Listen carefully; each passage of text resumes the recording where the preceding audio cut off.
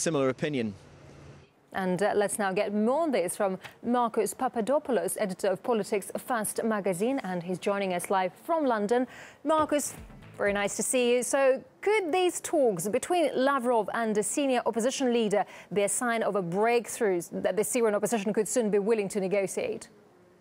I would issue a caveat to that.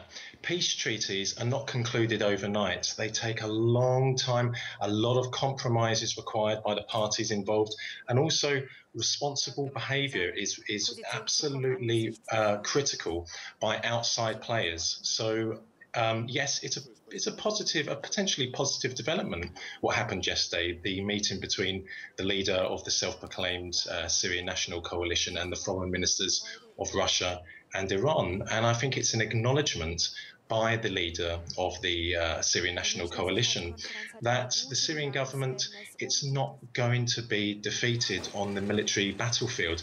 And that's something, unfortunately, that Western politicians and Western journalists have been saying that it is going to happen, i.e. that the Syrian government is going to be defeated on the battlefield, and in its acknowledgement that thousands of Syrian civilians have died unnecessarily, and all because outside players in the region, Turkey, Saudi Arabia and Qatar, have been funneling weapons and cash to the militants in Syria. And after 2 years, it's still blatantly evident that the Syrian army has the upper hand on the development on the battlefield in Syria. So I would say potentially it's a good development. Peace can only ever be achieved by talking, by understanding, but we are at a very early stage, so we still do need to be cautious. Sure, and the Syrian opposition, meanwhile, earlier said that it's ready for talks, but only if President Assad has no role in the transitional government. Do you think Assad will accept that? Well, I would come at that question from a number of angles. Firstly, President Assad is the legitimate president of Syria, full stop. Secondly, I think Sergei Lavrov, the Russian foreign minister, said last year how surprised he was by the naivety of the foreign-based Syrian opposition in calling for President Assad to go from power, to resign, to step down, etc. That's not the way diplomacy works. That's not the way peace processes are put together. So in answer to your question, it's not a realistic expectation that President Assad should step down. He's made it very clear he will not step down, but also he's the legitimate president of Syria. That's something that, unfortunately, in the West, it's completely discarded. In line with international law, in line with the UN, the Syrian government is the only legitimate force. The Syrian army is the only legitimate armed force on Syrian territory.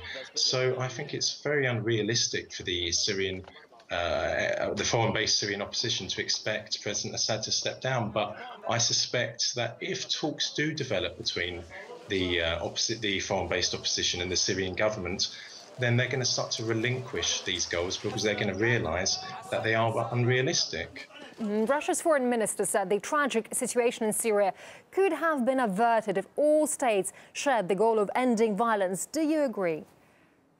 I absolutely agree with that.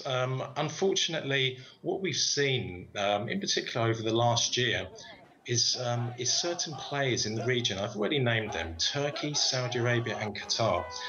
They have made the situation so very, very worse in Syria. What they have done is, because in the last year, the Syrian militants, they have made some successes, notably along the Turkish border and along the border with Iraq. And what these players have done, the Saudi Arabia, Qatar and Turkey, is that they've sent terrorists into Syria, they've sent weapons into Syria, and they've given the militants cash they have.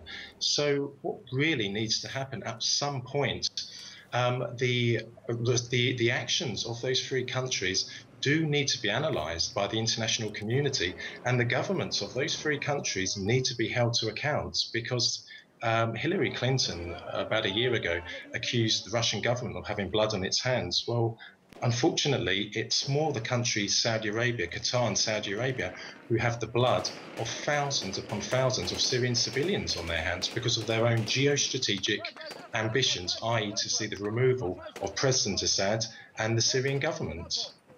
All right, Marcus Papadopoulos, editor of Politics First magazine, talking to us from London. Marcus, thank you very much indeed for sharing your views with us.